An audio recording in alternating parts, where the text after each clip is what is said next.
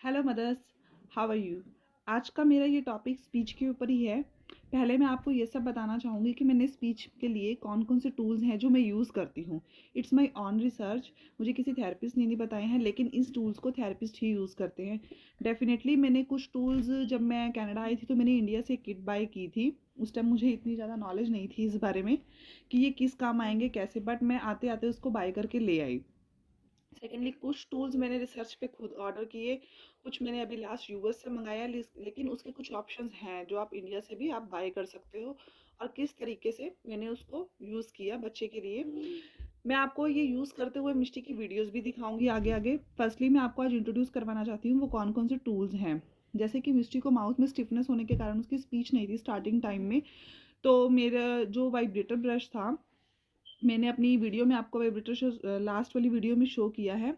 उसकी जो आगे की ग्रिप थी वो थोड़ी बड़ी थी, और उसके माउथ में ये चीज़ अभी बहुत ज़्यादा जो है स्टिफनेस के कारण ये सब ऊपर, ये जस्ट लाइक दिस, इस तरीके से ब्रश जो है पूरा अंदर नहीं जाता था। तो एक दिन मैंने अमेजोन से बैठे बैठे एक, ये देखिए आप, मैं फर्स्ट आपको दिखाना चाहूँगी finger touch brush, just like this. इसको मैंने फिंगर में इस तरह से पुट किया था, और ये आगे से बहुत सॉफ्ट है। बेटा दे रही हूँ मैं आपको, दे रही हूँ, मम्मा दे रही है।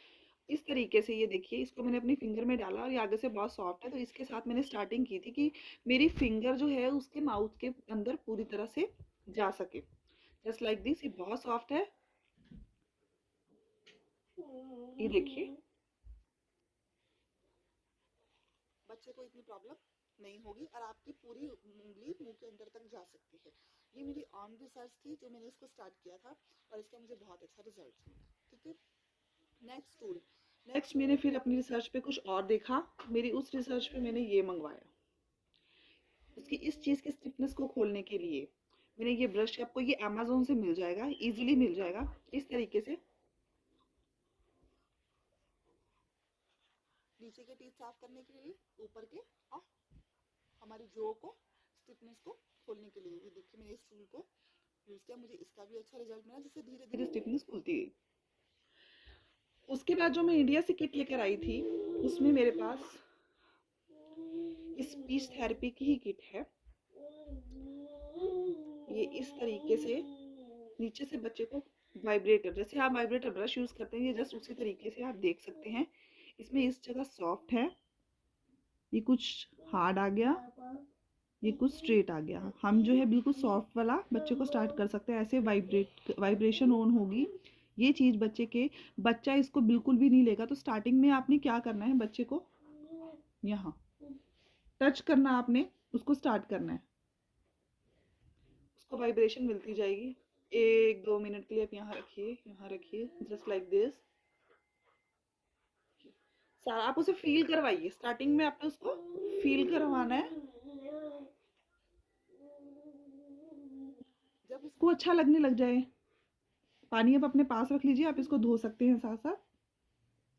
जब उसे अच्छा लगने लग जाए तो उसके कान के पीछे भी, जैसे बच्चे को ऑडिटरी इशू है, उसको अडॉप्ट करने की आदत पड़ जाएगी कानों में। आप इसको स्टार्टिंग में इस तरीके से करिए, देन जब बच्चा करने लग जाए तो आप इसका ये जो सॉफ्ट वाला पार्ट है, इस तरीके से पूरे माउथ में खासकर इन जगहों पर, हमारे ये मसूड़ों पर, हमने इसको बच्चे को मसूड़ों पर और ये साइड में अंदर की तरफ ऐसे ऐसे करके आप इसको यूज करिए इजीली, थोड़ा थोड़ा करके। बच्चे को धीरे धीरे धीरे इसकी आदत पड़ जाएगी। ये बहुत अच्छा टूल है, इससे बच्चे के सेंसरी इश्यूज भी बहुत रिड्यूस होते हैं, स्टिफनेस खुलती है, और बच्चे को धीरे धीरे मसूड़ों पर ये चीज़ लेने की आदत हो जाती है। वो वाइब्रेटर ब्रश को अडॉप्ट करना स्टार्ट कर देता है। आप वाइब्रेटर ब्रश भी यूज़ करते हैं, लेकिन जो ब्रश है, स्टार्टिंग में अगर आप बच्चे को ब्रश यहाँ देंगे ना तो उसको बहुत इरिटेशन होगा, वो नहीं लेगा। लेकिन ये थोड़ा सा क्या कहते हैं, उसको आराम भी देगा। और एक तरह का ये स्पीच थेरेपिस्ट टूल्स को यूज़ करते हैं जो कि स्पेसिफिक बना ही बच्चों की थेरेपी के लिए ही है। मैं ये किट बाय करके कनाडा ले आई थी, और यहाँ आकर मैंने इसको अच्छे से यूज़ करना स्टार्ट किया, तो मैंने देखा विद इन 2-3 मंथ्स मिस्ट्री में बहुत ज़्यादा फर्क पड़ना स्टार्ट हो गया था। इट्स माई ऑन रिसर्च, मैं खुद ही रिसर्च करती रही, मैंने कोई थेरेपी नहीं ली। मैंने आपको लास्ट भी बताया कि मेरे बच्चे की स्पीच कैसे आई।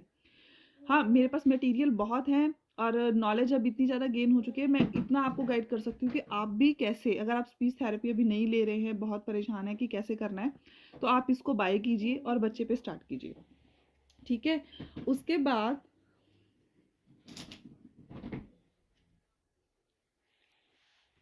ये मैंने ये मैंने यूएस से ऑर्डर किए हैं, कि जो मुझे बहुत हेल्पफुल लगे। इवन कि मिस्टी इसको खुद इंजॉय भी कर लेती है, जस्ट लाइक दिस। इस इस तरफ की स्टिकनेस को खोलने के लिए हम बच्चे को 1 2 3 4 5 इस तरीके से करवा सकते हैं, और वो बहुत इंजॉय करके करेगा, क्योंकि ये एक टूल है और बच्चा इसे इंजॉय करेगा।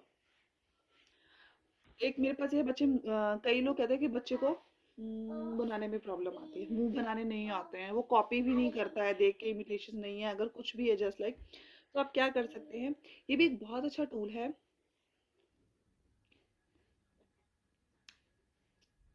एक तो बच्चों को,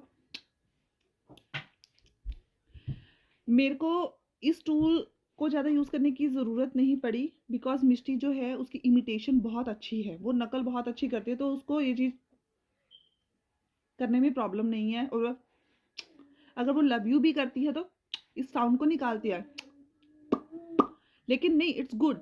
अगर आप, पर मैं फिर भी इसके साथ उसको कराती हूँ।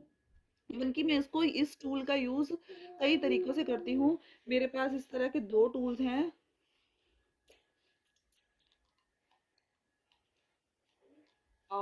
इस तरीके से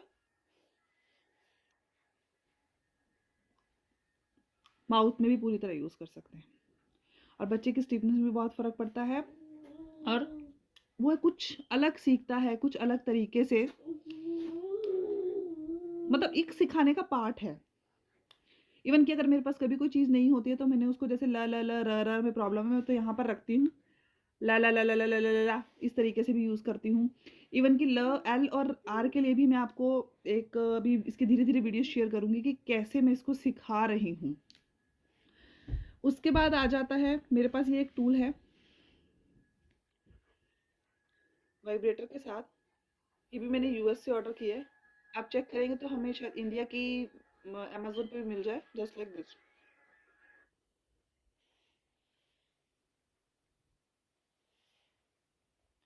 बच्चे को साथ में वाइब्रेटर मिलता है, आराम मिलता है। इसको माउथ के साइड से फ्री भी करवाना है, और पूरे मुंह के अंदर भी चला जाता है, और साइड से भी बच्चे के अंदर जाके मसाज कर सकते हैं। इवन सेंटर में रख के बच्चे को हम ये भी कह सकते हैं। हाँ,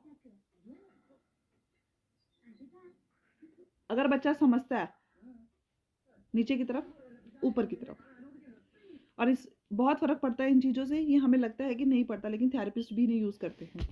कई बच्चों को टीथ ग्राइंडिंग का इशू, जैसे मेरी मिष्टी को है, समटाइम्स जब वो इरिटेट होती है तो बहुत टीथ ग्राइंडिंग करती है। जब वो कहती है कि मुझे ये काम नहीं करना है, तो वो टीथ ग्राइंडिंग करना स्टार्ट करते हैं। अदरवाइज़ अगर वो एंगेज रहती है तो वो इतना ज़्यादा नहीं करती है। मेरे पास एक आपको अमेज़न से टी ट्यूब मिल सकती है। टी ट्यूब भी बच्चों के लिए बेनिफिट है, जस्ट लाइक दिस, इस तरीके से भी आप ये और बच्चे के दीजिए। इससे खाली ये नहीं है कि उसके टीथ ग्राइंडिंग का इशू होगा, एक उसकी स्टिफनेस भी खुलेगी। एक मेरी किसी फ्रेंड ने मुझे बताया था कि जो टी ट्यूब है, इन्हें हम रात को रेफ्रिजरेटर में रखें, ये बिल्कुल टाइट हो जाएगी, और जितना हो सके मोस्ट ऑफ द टाइम दो दो टी ट्यूब्स लेके बच्चों को रेफ्रिजरेटर से निकाल के 1 सेकंड के बाद नॉर्मल करके, ज़्यादा नॉर्मल भी नहीं, ठंडा ठंडा बच्चे को दोनों तरफ से करवाना है। ये स्पीच थेरेपिस्ट की टिप है, कि मतलब इससे बच्चों को बहुत रिलीफ मिलता है, और बच्चों की जॉ जो है, जॉ लाइन पे स्टिफनेस रिमूव होती है, और उसकी जॉ जो है इतना, मतलब उसमें आ जाती है पावर की, वो धीरे धीरे बोलने की क्षमता को बढ़ाता है। नेक्स्ट, ये आप सबको पता ही, ये स्टिक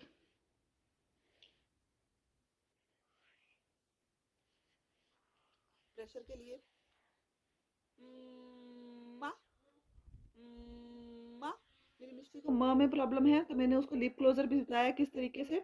ऐसे ही एक तो मैंने इसको माँ, एक माँ, एक जैसे कि मैंने आपको बताया कि उसकी इमिटेशन अच्छी है, तो वो कॉपी कर लेती है जल्दी। अगर किसी बच्चे की इमिटेशन नहीं है, लेकिन अगर वो बोलना चाह रहा है, कोशिश कर रहा है, तो आप जस्ट लाइक दिस, माँ, पहले आपने करते रहना है, माँ, एकदम से छोड़ना है, माँ, वो आपको धीरे धीरे कैच करेगा। इसी स्टिक के साथ आप बच्चों को ये भी सिखा सकते हैं,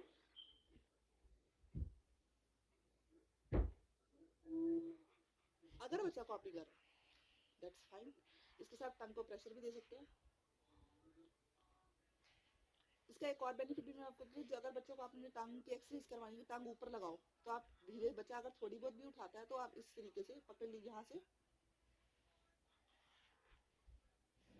इससे भी करवा सकते हैं। मेरे पास एक टूल है ये वाला, मैं इसमें वाइब्रेटर ब्रश नीचे लगाती हूँ, इससे भी मैं मिट्टी को गिराती हूँ और इससे इसकी टांग को पीछे की तरफ टर्न करती हूँ, या सम टाइम मैं इसको कहा यहाँ टच कर देती हूँ और वो ऊपर से हटाने की कोशिश करती है। ये एक टूल है, अभी इसका मिस्टी अच्छे से यूज़ नहीं कर पा रही है, यहाँ रखकर इसमें एक डॉट है उसको ऊपर नीचे करना, वो अभी ये नहीं कर पा रही है, मेरी प्रैक्टिस चल रही है, वो कोई इशू नहीं है। ये एक स्पून है, ये भी स्पीच के टूल्स हैं सारे, बच्चों को आप ऐसे सिखा सकते हैं, इस तरीके से। आप नॉर्मल स्पून से भी कर सकते हैं अगर आपके पास ये टूल नहीं है।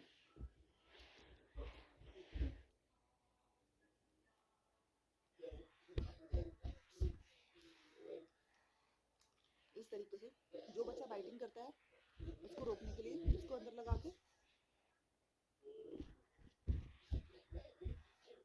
टंग से उसको उठाने के लिए बोलिए। बच्चा इतनी जल्दी नहीं करेगा, टाइम लगेगा, लेकिन ये सब चीज़ें जो हो बहुत काम आएंगी। एक मेरे पास ये टूल है, ये भी टंग की स्टिक है, टंग को उठाने के लिए। इस स्टिक के साथ इसमें कुछ भी पॉइंट गोल गोल सा लगा के, चाहे कोई कैंडी या कुछ पुट करके, अगर आपको बच्चे को ल साउंड करवानी है तो आपको यहाँ टच करना, ला ला ला, और अगर आपको र कराना है तो मिड ऑफ द सेंटर, ला ला ला ला, इस तरीके से।